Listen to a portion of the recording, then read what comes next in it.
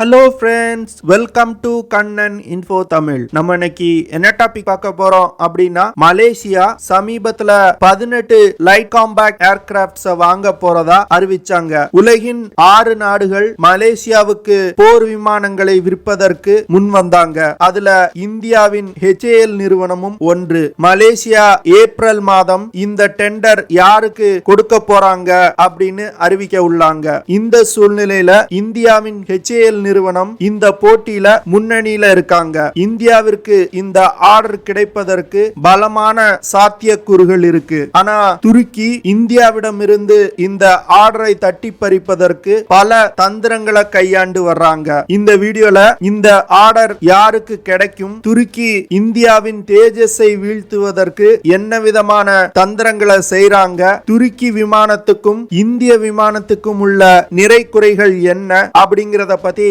நம்ம டீடைலா இந்த வீடியோல பார்க்கலாம். நீங்க இப்பதான் நம்ம சேனலுக்கு ஃபர்ஸ்ட் டைம் வர்றீங்க அப்படின்னா நம்ம சேனலை சப்ஸ்கிரைப் பண்ணிக்கங்க. அப்படியே அந்த பெல் நோட்டிபிகேஷனை கிளிக் பண்ணி ஆல்ங்கிற ஆப்ஷனை எனேபிள் பண்ணிக்கங்க. சீனா சமீபத்துல மலேசியாவுடைய ஏர் ஸ்பேஸ்ல போர் விமானங்களை பறக்க விட்டு பரபரப்பை ஏற்படுத்திச்சு. இதற்கு பிறகு மலேசியா கடுமையான கண்டனங்களை சீனாவுக்கு எதிராக தெரிவித்தாங்க. இந்த நிகழ்வுக்கு பிறகு மலேசியா தங்களோட விமானப்படையை வலிமைப்படுத்துறதுக்கு சில முக்கியமான நகர்வுகளை பண்ண ஆரம்பிச்சாங்க. அந்த வகையில மலேசியா 18 LCA போர் விமானங்களை வாங்க முடிவு செஞ்சாங்க. மலேசியாவுக்கு விமானங்களை சப்ளை செய்வதற்கு இந்தியா, ரஷ்யா, சைனா, இத்தாலி மற்றும் துருக்கி போன்ற பல நாடுகள் போட்டியிட்டாங்க. சமீபத்துல சீனா இந்த போட்டியிலிருந்து விலகி கொள்வதா அறிவிச்சாங்க. சீனாவுக்கு நன்றாகவே தெரியும் மலேசியா தங்களோட விமானங்களை வாங்க மாட்டாங்க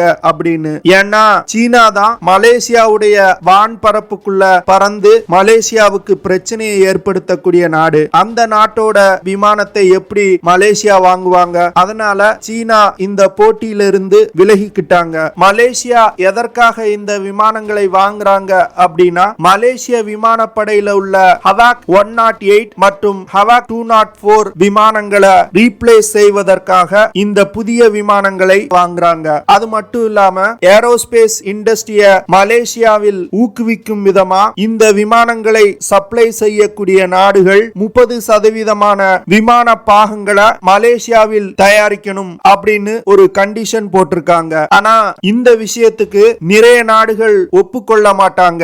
ஏன்னா ராணுவ தொழில்நுட்பத்தை மற்ற நாடுகளுக்கு அவ்வளவு எளிதா விட்டு கொடுத்துட மாட்டாங்க. ஆனாலும் இந்தியாவின் HAL நிறுவனமும் துருக்கியின் TAI நிறுவனமும் மலேசியாவுக்கு விமானங்களை சப்ளை செய்வதற்கு முனைப்போடு செயல்பட்டு வர்றாங்க. இந்தியாவின் HAL நிறுவனம் சமீபத்துல துபாய் ஏர் ஷோல கலந்துக்கிட்டாங்க. இது குறிப்பா மலேசியன் ஆடியன்ஸை டார்கெட் பண்ணி இந்தியா இந்த ஏர் ஷோல கலந்துக்கிட்டாங்க. இந்த நிகழ்ச்சியின் போது HAL சேர்மன் மாதவன் அவர்கள் என்ன சொன்னாரு அப்படின்னா, மலேசியாவுக்கு விமானங்களை சப்ளை செய்வதற்கு HAL தயாரா இருக்கு அப்படின்னு சொன்னாரு. மலேசியா எந்த தரத்துக்கு விமானங்களை வேணும்னு சொல்றாங்களோ அதே தரத்தில் இந்தியாவால் விமானங்களை சப்ளை செய்ய முடியும் அப்படின்னு அவரு சொன்னாரு. இந்தியாவிற்கு இந்த கான்ட்ராக்ட் மிகவும் ஒரு முக்கியமான விஷயமா பார்க்கப்படுது. ஏன்னா இந்தியா மலேசியாவுக்கு விமானங்களை சப்ளை செஞ்சாங்க அப்படின்னா சவுத் ஈஸ்ட் ஏசியால இந்தியாவிற்கு ஒரு லாஜிஸ்டிக் பேஸ் கிடைக்கும். இப்போ சமீபத்துல தான் பிலிப்பைன்ஸுக்கு பிரம்மோஸ் மிசைல்களை ஏற்றுமதி செய்யக்கூடிய கான்ட்ராக்ட இந்தியா கைப்பற்றி இருக்காங்க. இதன் மூலமா சவுத் ஈஸ்ட் ஏசியால தங்களோட ஆயுத விற்பனையை விரிவுபடுத்த இந்தியா முயன்று வர்றாங்க. HAL நிறுவனத்துக்கு இந்த ஆர்டர் கிடைச்சது அப்படின்னா முதல் கட்டமா 18 போர் விமானங்களை சப்ளை செய்யணும். மலேசியா வரும் காலங்கள்ல இன்னும் 18 விமானங்களை வாங்க திட்டமிட்டு இருக்காங்க. அந்த ஆர்டரும் இந்தியாவிற்கு கிடைக்க வாய்ப்பு இருக்கு. இந்தியா சவுத் ஈஸ்ட் ஏசியால மலேசியா, வியட்நாம், இந்தோனேசியா, ஸ்ரீலங்கா போன்ற நாடுகளுக்கும் வெஸ்ட் ஏசியா மற்றும் நார்த் ஆப்பிரிக்கா நாடுகளுக்கும் தேஜஸ் விமானத்தை விற்பனை செய்ய முயன்று வந்துட்டு இருக்காங்க. இதுல மலேசியா HAL நிறுவனத்தின் தேஜஸ் விமானத்தை வாங்கினாங்க அப்படின்னா தேஜஸ் விமானத்தை வாங்கக்கூடிய முதல் வெளிநாடு மலேசியாவா இருப்பாங்க. HAL மலேசியாவுக்கு தேஜஸ் விமானத்தின் அதிநவீன மாடலான தேஜஸ் மார்க் 1A விமானத்தை கொடுக்க முன் வந்திருக்காங்க. இந்த விமானத்துல நடுவானில் எரிபொருள் நிரப்பும் வசதி, AESA radar, electronic warfare capability, beyond visual range மிசைல்களை ஏவும் திறன் போன்ற பலவிதமான அதிநவீன தொழில்நுட்பங்கள் இருக்கு. LCA தேஜஸ் விமானம் ஒரு சபிஸ்டிகேட்டட் ஃப்ளை பை வயர் விமானம். இந்த விமானம் ஒரு 4th ஜெனரேஷன் ஃபைட்டர் ஜெட். இந்த விமானத்துல ஒரு கிளாஸ் காக்பிட் இருக்கு. விமானங்களை வழிநடத்துவதற்கு satellite assisted initial navigation system இந்த விமானத்துல இருக்கு. இந்த விமானத்தால அதிகபட்சமா 50,000 அடி உயரம் வரைக்கும் பறக்க முடியும். இந்த விமானத்தோட விங் ஸ்பேன் 8.2 மீட்டர். விங் ஸ்பேன் அப்படிங்கிறது விமானத்தோட ஒரு ரெக்கை முனையிலிருந்து அடுத்த ரெக்கை முனை வரைக்கும் உள்ள தூரம். இந்த விமானத்தோட நீளம் 13.2 மீட்டர். இந்த விமானம் 4.4 மீட்டர் உயரம் கொண்ட விமானம். LCA தேஜஸ் விமானத்தை பயன்படுத்தி தரை மற்றும் கடலில் உள்ள இலக்குகளை தாக்க முடியும். இந்த விமானத்திலிருந்து air to ground missile, air to air missile, air to ground bomb போன்ற பலவிதமான தாக்குதல் ஆயுதங்களை பயன்படுத்த முடியும். இப்போ சமீபத்துல LCA தேஜஸ் விமானத்துக்கு பலம் சேர்க்கும் விதமா பிரம்மோஸ் சூப்பர்சானிக் மிசைலோட air to air variant LCA Tejas விமானத்துல இணைத்தாங்க. மலேசியாவிற்கு 18 விமானங்களை சப்ளை செய்யக்கூடிய கான்ட்ராக்ட்ல இந்தியா முன்னிலையில இருக்காங்க. துருக்கி இந்தியாவின் தேஜஸ் விமானத்தை பின்னுக்கு தள்ளி இந்த கான்ட்ராக்டை பெறுவதற்கு பல முயற்சிகள் பண்ணி வர்றாங்க. துருக்கியின் TIA நிறுவனம் சமீபத்துல ஒரு அறிவிப்பு வெளியிட்டாங்க. இந்த கான்ட்ராக்ட் TAI நிறுவனத்துக்கு கொடுக்கப்பட்டது அப்படின்னா 15 விமானங்களை மலேசியாவிலே ஜாயிண்ட் ப்ரொடக்ஷன் செய்து தருவோம் அப்படின்னு அறிவிச்சிருக்காங்க. அது மட்டும் இல்லாம துருக்கி விமானத்தின் தொழில்நுட்பத்தை மலேசியாவுக்கு டிரான்ஸ்பர் செய்றோம் அப்படின்னு அறிவிச்சிருக்காங்க. இந்த விஷயம் ஒரு முக்கியமான விஷயமா பார்க்கப்படுது. ஏன்னா மலேசியா 30% விமான பாகங்களை தங்கள் நாட்டில் தயாரிக்கணும் அப்படின்னு ஒரு முக்கியமான கண்டிஷன் வச்சிருக்காங்க. இத டார்கெட் பண்ணி துருக்கி இது போன்ற ஒரு அறிவிப்பை வெளியிட்டிருக்காங்க. அது மட்டும் இல்லாம இந்த கான்ட்ராக்ட் தங்களுக்கு கிடைச்சது அப்படின்னா மலேசியாவோட இண்டஸ்ட்ரியல் செக்டார்ல பெரும் அளவுல முதலீடு செய்வோம் அப்படின்னு பலவிதமான சலுகைகளை அறிவிச்சிருக்காங்க. துருக்கி எதற்காக இவ்வளவு தூரம் இறங்கி வர்றாங்க அப்படின்னு நம்ம பார்க்கலாம். துருக்கி அமெரிக்காவோடு F-35 விமானத்தை டெவலப் செய்யக்கூடிய ப்ராஜெக்ட்ல ஈடுபட்டிருந்தாங்க.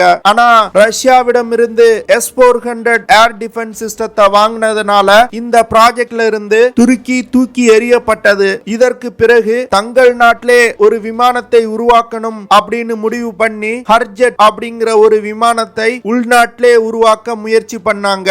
இந்த விமானத்தோட டெவலப்மெண்ட் இன்னும் நடந்து கொண்டுதான் இருக்கு. 2023 வருடம் தான் இந்த விமானத்தோட முதல் பறத்தல் நடக்க இருக்கு. அதற்குள்ளேயே மலேசியாவிற்கு துருக்கி விமானங்களை சப்ளை செய்வதற்கு இவ்வளவு முயற்சி எடுக்கிறாங்க. துருக்கியோட திட்டம் என்ன அப்படின்னா இந்த கான்ட்ராக்டை பெறுவதன் மூலம் மலேசியாவோட பணத்தில் தங்களோட ப்ராஜெக்ட டெவலப் செய்து கொள்ளலாம் அப்படின்னு முயற்சி பண்றாங்க. அது மட்டும் இல்லாம அமெரிக்க பொருளாதார தடை காரணமா துருக்கியில் கடுமையான பொருளாதார நெருக்கடி ஏற்பட்டிருக்கு. இந்த சூழ்நிலையில தங்களோட விமானத்தை டெவலப் செய்யக்கூடிய ப்ராஜெக்டுக்கு அதிகமான செலவு ஏற்படும். அதற்காக மலேசியாவுடன் இணைந்து இந்த ப்ராஜெக்ட முடிச்சிடலாம் அப்படின்னு ட்ரை பண்றாங்க. துருக்கியுடைய ஹர்ஜெட் விமானம் 2023 தான் தன்னோட முதல் பறத்தல மேற்கொள்ள இருக்கு. இதற்கு பிறகுதான் இந்த விமானங்களில் ஏர் to air missile, air to ground missile போன்ற ஆயுதங்களை இணைக்க இருக்காங்க. இதற்கு கிட்டத்தட்ட 2028 வருடம் ஆகும் அப்படின்னு எதிர்பார்க்கப்படுது. இதன் மூலமா மலேசியாவிற்கு துருக்கி 2028 வருடத்துக்கு பிறகுதான் விமானங்களை சப்ளை செய்ய முடியும் அப்படிங்கிறது கிளியரா தெரியுது. துருக்கியுடைய இந்த ஹர்ஜெட் விமானம் ஒரு சிங்கிள் இன்ஜின் ட்வின் சீட்டர் விமானம். இந்த விமானத்துல அட்வான்ஸ் ஏவியானிக்ஸ் மற்றும் ஹை பெர்ஃபார்மன்ஸ் ஃபீச்சர் இருப்பதா துருக்கி சொல்றாங்க. அது மட்டும் இல்லாம அதிநவீன மிசைல்கள் மற்றும் அதிகமான எடை கொண்ட பேலோட இந்த விமானத்துல எடுத்து செல்ல முடியும் அப்படின்னு சொல்லப்படுது. ஆனா இந்த விஷயங்கள் எதுவுமே ஒரு ப்ரூவன் ஃபேக்ட் கிடையாது. ஏன்னா துருக்கியோட விமானம் இன்னும் தன்னோட முதல் பறத்தலே மேற்கொள்ளவில்லை. ஆனா இந்தியாவுடைய தேஜஸ் விமானம் இந்திய படையில் இணைக்கப்பட்டிருக்கு. கிட்டத்தட்ட 40 தேஜஸ் விமானம் விமானங்கள் 2021 வருடம் வரைக்கும் தயாரிக்கப்பட்டிருக்கு. அது மட்டும் இல்லாம தேஜஸ் மார்க் 1A விமானத்துக்கு பிறகு HAL நிறுவனம் தேஜஸ் விமானத்தோட அடுத்தடுத்த வேரியண்ட்களை டெவலப் செய்து வர்றாங்க.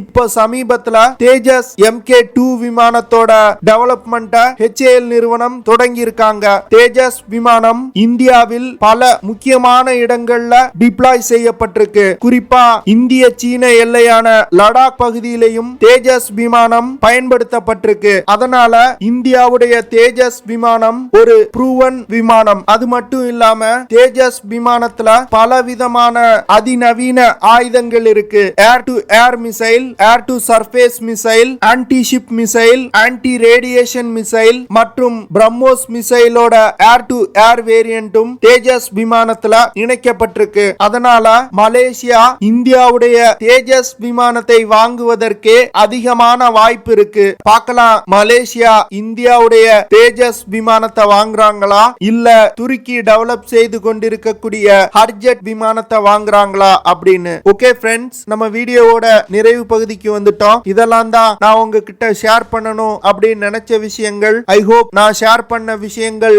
உங்களுக்கு பிடிச்சிருக்கும் நினைக்கிறேன். அப்படி பிடிச்சிருந்துச்சுன்னா ஷேர் பண்ணுங்க, லைக் பண்ணுங்க, கமெண்ட் பண்ணுங்க. மறக்காம நம்ம சேனலுக்கு சப்ஸ்கிரைப் பண்ணுங்க. அப்படியே அந்த பெல் நோட்டிபிகேஷனை கிளிக் பண்ணி ஆல்ங்கிற ஆப்ஷனை எனேபிள் பண்ணிக்கங்க. See you in the next video. Jai Hind.